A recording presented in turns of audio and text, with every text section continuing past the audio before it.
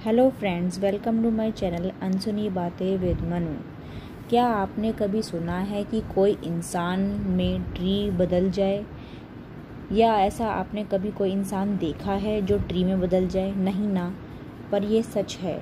Indonesia के डेडे कोसावरा, जो अपनी अजीबोगरीब त्वचा के लिए दुनिया भर में मशहूर हैं और जिन पर कई डॉक्यूमेंट्री भी बन चुकी हैं, वो एक बेहद ही दुर्लभ किस्म की बीमारी से ग्रस्त थे और इस बीमारी की वजह से उनके हाथों और पैरों से पेड़ों की जड़ के समान सा कुछ निकलता रहता था। इस बीमारी का नाम लेवेंडोस्की लुट्स डिस्प्लेसिया है। इस बीमारी के शरीर के कुछ हिस्से पेड़ की छाल की तरफ फैलने और बढ़ने लगते हैं। 2008 में अमेरिका के डॉक्टर उसके शरीर से 6 किलो जड़ पहले ही निकाल चुके थे। इस ऑपरेशन के बाद डेडे सुडोकू खेल सकते थे, फ्लिप फ्लॉप पहन सकते थे और फ़ोन पर बटन दबा सकते थे। इन्फेक्शन के वापस आने की वजह से डेडे को बेहद परेशानी होने लगी। उन्हें साल में 2 ऑपरेशन केवल इसलिए ज़रूरी थे ताकि इन्फेक्शन काबू में रहे। डेडे की पत्नी ने इस गंभीर बीमारी की वजह से उससे नाता तोड़ दिया, क्योंकि उनकी बुनियादी ज़रूरतों को वो पूरा नहीं कर पा रहे थे। इसके बाद उसे कभी भी अपनी पत्नी और 2 बच्चों का सपोर्ट भी नहीं मिला। डेडे का कहना था कि वह इस बीमारी से ठीक होने के बाद नौकरी करना चाहते हैं। वह कहा करते थे कि क्या पता उसे एक दिन ऐसी लड़की मिल जाए जो उससे शादी करे। डेडे ने यह भी कहा कि जब वह इस घातक बीमारी से ठीक हो जाएंगे तो वो अपने कारपेंटर के फैमिली बिजनेस को संभालेंगे।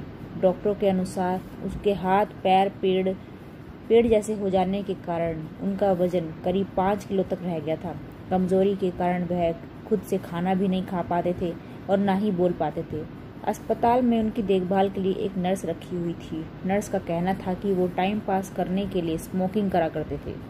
डॉक्टर कहते हैं कि कई बीमारियों के कारण ही उनकी मौत हो गई है। 42 साल की उम्र में इंडोनेशिया के बारडुग में उनकी मौत हो गई। ऐसी ही बीमारी एक भारत के बांग्लादेश के अबुल वजनदार को भी हुई थी। उनका तो इलाज हो चुका है, जो पहले हूबहू पेड़ की टहनियों के जैसे लगते थे।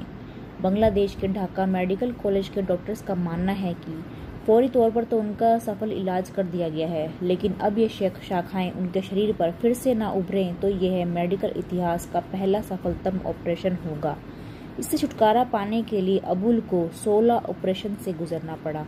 अब वह बहुत खुश हैं। उनका कहना है कि उन्हें कभी नहीं लगता था कि वह अपने बच्चों को खुद गोद में अपने हाथों से कभी उठा सकेंगे, लेकिन अब वो ऐसा कर सकते हैं। आज के लिए बस इतना ही। ऐसे ही मैं आपके लिए अनसुनी बातें लाती रहूँगी। तब तक के लिए stay safe, stay healthy, stay connected.